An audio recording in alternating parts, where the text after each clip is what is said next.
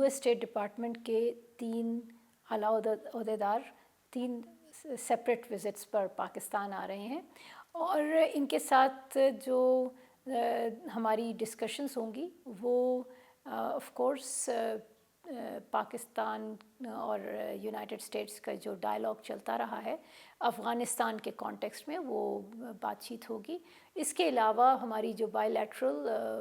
باہمی تعلقات ہیں اس پر بھی بات چیت ایکسپیکٹڈ ہے، اور ہم ان جو دورے ہیں اور یہ جو ہماری کانورسیشنز ہیں یہ کوئی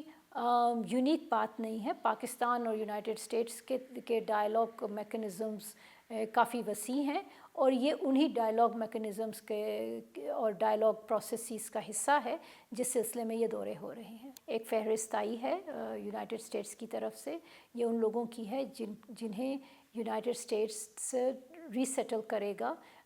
جب ان کے کچھ انٹرنل پروسیجرز کمپلیٹ ہو جائیں گے۔ تو ہمارا اس وقت جو پروسیس ہے وہ یہ ہے کہ ہم آپس میں میکنزمز فائنلائز کر رہے ہیں کہ کن میکنزمز کے تھرو یہ لوگ یہاں پر رہیں گے جب تک کہ ان کے پروسیسز کمپلیٹ نہ ہو جائیں، اور اس کے بعد ان کی روانگی امریکہ کے لیے جتنی جلدی ممکن ہو وہ یقینی بنائی جائے۔ ہم ان کو بریف کریں گے کہ پاکستان کی افغانستان کے سلسلے میں کیا ترجیحات ہیں، ہم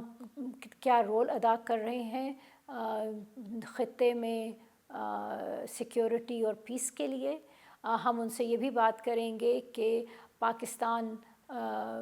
نے کس طریقے سے اپنے افغان بہن بھائیوں کو ایک عزت سے یہاں پر رکھا ہوا ہے، اور ہم ان کی ایک عزت دار واپسی اپنے ملک میں اس کو یقین دہانی کرانا چاہتے ہیں۔ اور اس کے علاوہ جو آپ جانتے ہیں جو ہماری اس وقت ایک ریپیٹریشن پلان ہے for illegal foreigners repatriation plan, اس کی امپلیمنٹیشن کس طرح ہو رہی ہے، کیوں ہو رہی ہے، اور اس کی کیا ڈیٹیلز ہیں وہ بریف کریں گے۔ پاکستان کے جو تحفظات ہیں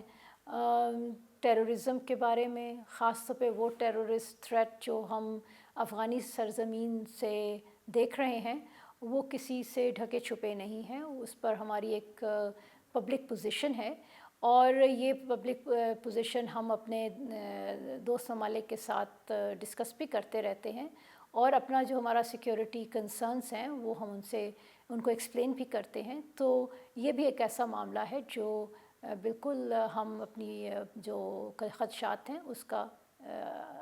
امریکی حکام کے ساتھ بات چیت کریں گے۔